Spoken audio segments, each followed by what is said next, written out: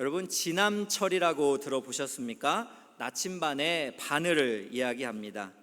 민영규 시인의 시가 있습니다. 떨리는 지남철이라는 시가 있는데요, 제가 한번 읽어드리겠습니다. 북극을 가리키는 지남철은 무엇이 두려운지 항상 그 바늘 끝을 떨고 있다. 여인 바늘 끝이 떨고 있는 한 그 지남철은 자신에게 지니워진 사명을 완수하려는 의사를 잊지 않고 있음이 분명하며 바늘이 가리키는 방향을 믿어서 좋다. 만일 그 바늘 끝이 불안스러워 보이는 전율을 멈추고 어느 한쪽에 고정될 때 우리는 그것을 버려야 한다. 이미 지남철이 아니기 때문이다. 네, 여러분, 저는 이 시가 참 많은 생각을 하게 했습니다. 특별히 마지막 부분의 시 한 번만 더 보여주시면, 만일 그 바늘 끝이 불안스러워 보이는 전율을 멈추고 어느 한쪽에 고정될 때 우리는 그것을 버려야 한다. 이미 지남철이 아니기 때문이다 라는 것이죠. 여러분, 지남철은 이렇게 흔들리게 되어 있습니다. 그래서 북쪽이 어디인지를 이렇게 나타내는 역할을 하고 있는데요, 그러나 이 지남철이 흔들리는 것을 멈추어 버리면 지남철로서의 역할을 상실한 겁니다. 그러면 나침반으로서의 의미가 없기 때문에 우리는 그것을 버려야 한다라는 것이죠. 여러분, 예수를 믿고 살아가는 우리들도 여러 가지 일 때문에 흔들리는 일들이 있습니다. 특별히 우리의 원수 마귀 사탄이 우리를 시험하고 공격하면 우리도 너무나 마음이 요동하고, 그래서 어찌할 바를 모르고 우리도 흔들릴 때가 있다라는 것이에요. 그래서 저는 오늘 마태복음 4장을 통해서 예수님께서 이렇게 우리도 마음이 흔들려 지남철처럼 요동할 때도 있지만, 이렇게 시험을 당해서 넘어질 때도 있지만, 어떻게 우리가 또 사명의 길을 끝까지 감당하며 살아야 되는지 오늘 말씀을 우리가 함께 적용해 보기를 원합니다. 오늘 말씀은 마태복음 3장에는 이제 예수님께서 세례 요한에게 세례를 받으셨습니다. 세례를 받으신 예수님께서는 이제 예수님에게 펼쳐진 것은 광야 생활입니다. 예수님은 성령의 이끌림을 받아서 광야로 나아갔는데 거기에는 마귀가 기다리고 있었습니다. 마귀는 이제 예수님을 시험하면서 예수님을 넘어뜨리려고 이렇게 공격을 하고 있는데요, 우리는 이 본문의 말씀을 통해서 예수님께서 이 시험에서 말씀으로 또 승리하신 것을 묵상을 하면서 우리가 어떻게 시험 당할 때에 그렇게 끝까지 나아가야 되는지 한번 적용하고 결단하는 그런 시간이 되면 참 좋겠습니다. 우리가 시험을 이기신 예수님을 통해 배울 것이 있다면 바로 고난이 없는 영광은 없다라는 것입니다. 좀 더 우리가 풀이를 하면 십자가의 고난 없는 부활의 영광은 없다라는 것입니다. 오늘 사단은 예수님을 세 가지를 유혹을 하고 있습니다. 굉장히 간교하고 굉장히 집요합니다. 예수님이 40일을 줄이셨기 때문에 예수님의 그 약점을 공격해서 이렇게 예수님을 넘어뜨리려고 사단은 지금 이야기를 하고 있습니다. 그런데 이 사단의 이 질문들을 잘 시험들을 살펴보면 첫 번째, 두 번째의 시험 가운데 반복되어지는 문구가 있습니다. 그게 무엇이냐면 내가 만일 하나님의 아들이거든, 이 문구가 반복이 되고 있어요. 오늘 3절을 한번 보겠습니다. 시험하는 자가 예수께 나와서 이르되 내가 만일 하나님의 아들이거든 명하여 이 돌들로 떡덩이가 되게 하라. 네. 그리고 6절에도 이렇게 말하고 있습니다. 이르되 내가 만일 하나님의 아들이거든 뛰어내리라. 기록되었을 때 그가 너를 위하여 그의 사자들을 명하시리니 그들이 손으로 너를 받들어 발이 돌에 부딪히지 않게 하리로다 하였느니라 라고 말하고 있습니다. 사단은 지금 예수님을 향해서 내가 만일 하나님의 아들이거든 이렇게 조건을 제시하면서 증명해 보이라라고 이렇게 말하고 있는 거예요. 근데 여러분, 잘 생각을 해보면 이미 마태복음 3장에 예수님이 세례를 받으실 때 하늘에서 문이 열리며 성부의 음성이 있었습니다. 어떤 음성입니까? 이는 내 사랑하는 아들이요 내 기뻐하는 자라. 이런 하늘로부터의 음성이 있었습니다. 그렇기 때문에 예수님은 이미 사단이 인정하든 안 하든 하나님의 아들이고 하나님이 기뻐하시는 자입니다. 그런데 지금 사단은 뭐라고 유혹하는 거예요? 내가 만일 하나님의 아들이면 이러이러한 것들을 해라라고 요청을 하고 있어요. 근데 잘 살펴보면요, 이 사단의 요청을 잘 보면 돌을 떡으로 만들어 먹으라는 거예요. 그러니까 예수님이 지금 굉장히 줄이셨잖아요. 그래서 돌을 떡으로 바꾸어서 자기의 영광, 자기의 목적과 이익을 위하여 그 능력을 행사하고 많은 사람들에게 영광을 받으라라고 이렇게 유혹을 하고 있는 거죠. 또 두 번째 유혹은 무엇이냐 하면은 바로 그 사단이 예수님을 성전 꼭대기에 데려가서 거기서 뛰어내리라는 거예요. 그러면 네가 하나님의 아들이면 하나님이 사자를 보내서 너를 들어 올리시리라. 그러니까 본인이 예수님으로 하여금 하나님을 시험해서 모든 영광을 받으라라고 이렇게 유혹을 하고 있는 거죠. 근데 여러분, 중요한 게 있습니다. 여기서 중요한 게 뭐가 빠졌냐 하면 예수님이 이 땅에 오신 목적이에요.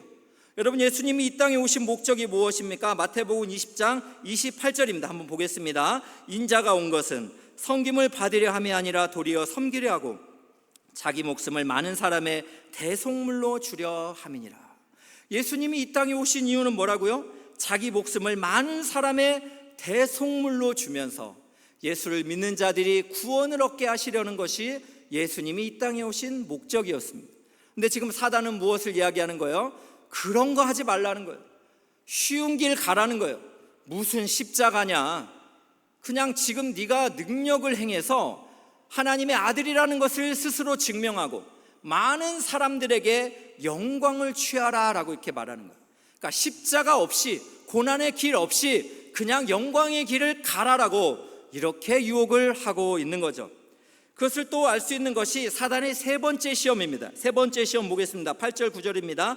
마귀가 또 그를 데리고 지극히 높은 산으로 가서 천하 만국과 그 영광을 보여 이르되 만일 내게 엎드려 경배하면 이 모든 것을 내게 주리라.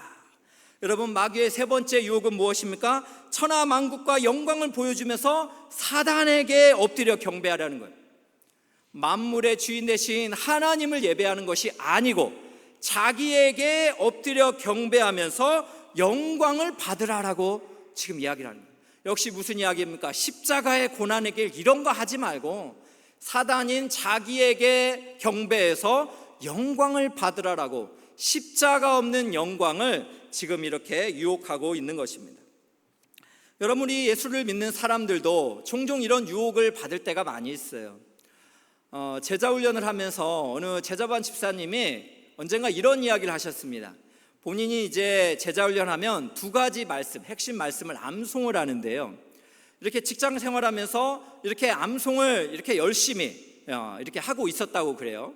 그랬더니 그 모습을 봤던 동료가 이렇게 이야기를 했대요. 아, 너 왜 그렇게 힘들게 신앙생활을 하냐? 왜 그렇게 무슨 말씀을 암송하고 무슨 훈련을 받고 그렇게 꼭 신앙생활을 해야 되냐? 라고 이렇게 이야기를 하더란 겁니다. 또 그 동료가 저희 엘사랑교회에 대한 이야기를 듣고 이렇게 말을 했대요. 너는 왜 교회가 성전도 없는데 임대해서 예배드리는 그런 가난한 교회를 다니면서 어렵게 신앙생활을 하냐? 라고 이렇게 이야기를 했다라는 것이에요. 우리 제자반의 집사님이 이 이야기를 듣고 너무 많은 생각이 들었대요. 그렇습니다. 여러분, 많은 이 땅의 사람들은 조금 더 편한 거, 조금 더 내가 누릴 수 있는 거, 교회라는 곳에도 내가 많은 것을 얻을 수 있고 나에게 먼저 유익이 되는 그런 곳을 찾아서 편안함이 우리 인생의 목표가 되어버린 삶을 이렇게 유도하고 있다는 거예요. 사단은 여전히 얼마나 우리를 교묘하게, 우리의 약점을 가지고 집요하게 공격을 합니까? 우리가 조금만 틈을 주면 사단은 바로 그 좁은 틈새를 그렇게 찾아서 우리를 공격합니다. 그래서 성경은 우는 사자와 같이 삼킬 자를 찾아 헤맨다 그러잖아요. 오늘도 여러분, 진리의 말씀을 듣고 있는데 등짝이 따뜻하고 말씀이 여러분 잘 들리지 않으면 어떻게 되는 거예요? 사단이 여러분을 지금 유혹하고 있는 거예요, 여러분. 네? 오늘 예배만 드리면 됐지, 이곳에서 내가 편안하게 그냥 모든 한 시간의 의무를 다하면 됐지, 굳이 내가 고생하면서 예수 믿는 사람으로서 세상 나가서 그렇게 살아야 되나? 이런 유혹들을 사단은 지속적으로 이렇게 요청한다는 것입니다. 그래서 여러분 오늘 마귀의 그 유혹을 잘 생각해 보세요. 마귀의 유혹은 계속해서 높은 곳으로 올라가라는 거예요. 십자가 없이 영광의 길을 걸으라는 겁니다. 그래서 예수님에게 어떻게 말합니까? 처음에는 광야에서, 그리고 두 번째는 성전의 꼭대기를 데려가고, 그리고 세 번째는 지극히 높은 산, 거대한 산의 정상으로 예수님을 계속해서 끌고 가면서 십자가 없는 영광의 삶을 살라라고 이렇게 마귀는 우리를 유혹한다는 거예요. 그러나 여러분, 예수님은 어떻습니까? 점점 더 낮은 곳으로 향하고 있습니다. 하늘의 보좌를 버리시고 이 땅에 내려오셨습니다. 이 땅에 내려오신 예수님은 어떻게 하셨습니까? 인간들과 같이 광야라는 곳에 가셨습니다. 그리고 마귀에게까지 시험을 받으십니다. 그리고 예수님은 인간에게 있어서 가장 비참한 죄라고, 죄악의 형벌이라고 말하는 십자가형에서 그렇게 처절하게 죽어 가셨습니다.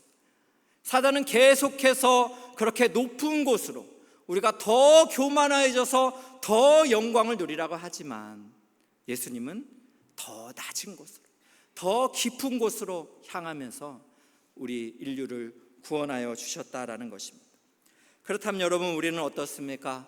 예수를 믿는 사람으로서 우리에게도 신앙생활할 때 얼마나 많은 유혹들이 있으세요? 여러분, 직장 생활하면서 왜 나 혼자 이렇게 늦게까지 고생하고 또 남들이 하나는 하지 않는 그러한 힘든 일들을 내가 왜 자원해야 되는 거야? 포기하고 싶은 분들 얼마나 많으시겠어요? 또 가정 가운데는 어떻습니까? 왜 맨날 나만 참아야 되고 왜 나만 인내를 해야 되나? 여러분, 속상하고 또 품어줘야 될 때 얼마나 많습니까? 교회 생활을 할 때에도 역시 마찬가지예요. 나도 좀 남들처럼 좀 편하게 신앙생활하면 안 될까? 나는 왜 남들보다 더 앞서서 수고를 해야 되고, 왜 나는 우리 다락방에 있어서 귀한 우리 또 성도님을 끝까지 참아줘야 되나? 이렇게 나도 역시 십자가 없이 그냥 그렇게 영광을 누리며 좀 살고 싶어요.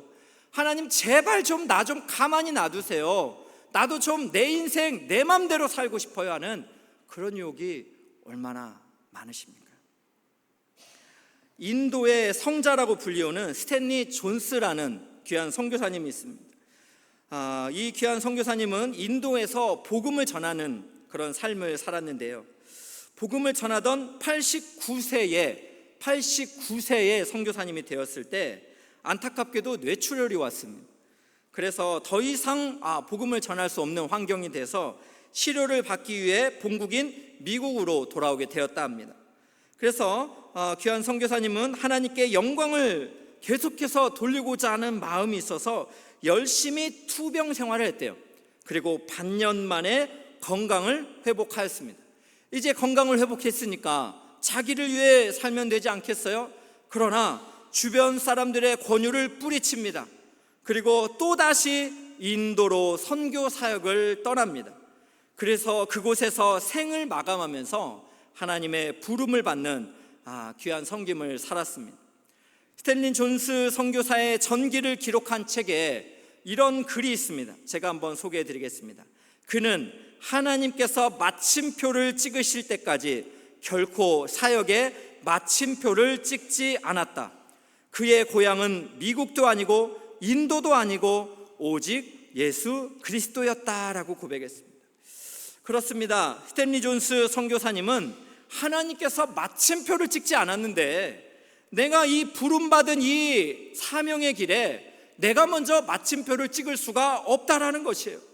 그래서 귀한 선교사님의 고백은 뭡니까? 나의 고향은 미국도 아니고 인도도 아니고 오직 예수 그리스도라고 이렇게 고백을 했습니다. 그렇습니다. 여러분, 이 시대에 우리도 참 많은 유혹을 겪지만 우리가 하나님이 마침표를 찍지 않았는데 내가 먼저 멈추는, 내가 먼저 포기하는 일은, 그런 일은 정말 없었으면 참 좋겠습니다.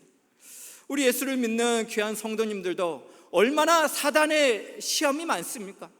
때로는 여러분의 건강을 공격하기도 하고, 때로는 여러분의 관계를 깨트리기도 하고, 때로는 여러분의 가정적인 경제 환경을 무너뜨리기도 하고, 때로는 여러 가지 이간질과 거짓말과, 때로는 여러 가지 여러분을 괴롭히는 지긋지긋한 그런 일들이 얼마나 많습니다.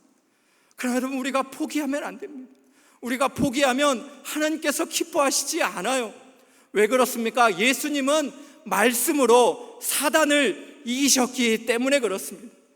오늘 말씀들을 잘 살펴보면 반복되어지는 말씀이 있어요. 기록되었으되라는 말씀들이 반복이 됩니다. 이 말씀은 무엇입니까? 예수님께서 성경을 인용하여서 사단을 이기셨다라는 말씀을 하고 있는 거예요. 그래서 여러분, 메시지 성경을 살펴보면 번역들을 이렇게 했어요.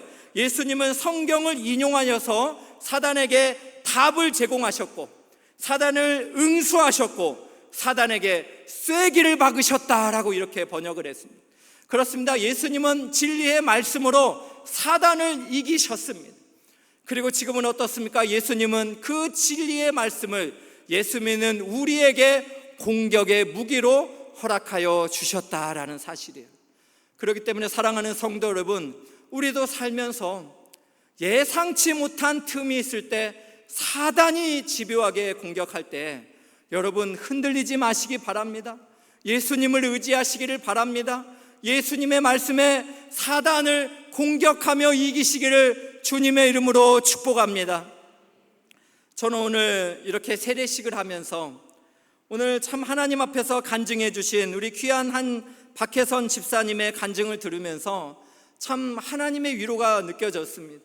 귀한 자매님 가정을 한 2년 전에 코로나 시기에 이렇게 만났는데, 그때만 해도 너무나 마음이 아프고 또 힘들었던 시간들이 이렇게 있었습니다. 그런데 우리 자매님의 참 고백을 들어보세요. 사랑하는, 정말 기다렸던 그 아이를 이렇게 가슴에 품었다가, 그러나 뜻하지 않게 아이를 먼저 그렇게 보내야만 했던 그 슬픔은 여러분 얼마나 부모로서 아프고 괴롭겠습니까? 그때마다 우리를 시험하는 게 뭐겠어요? 하나님이 나를 사랑하지 않는다, 하나님이 우리 가정을 돌보지 않는다, 사단은 그런 틈을 타서 얼마나 우리를 괴롭히겠습니까? 그러나 귀한 가정이 하나님의 은혜를 구하며 기도하며 인내했을 때 자매님이 고백을 하지 않습니까? 하나님께서 기도하는 가운데 이런 음성을 주셨다는 거예요. 혜선아, 너는 너의 의지와 다르게 뱃속의 아기를 잃었지만 나는 너를, 그리고 이 세상을 너무나 사랑해서 하나밖에 없는 나의 아들을 죽이고 다시 살리기로 결심했단다. 귀한 자매님이 기도 가운데 또 하나님이 주신 이 세미한 음성이 얼마나 위로가 되고 또 다시 일어설 수 있는 그러한 힘이 되셨겠습니까?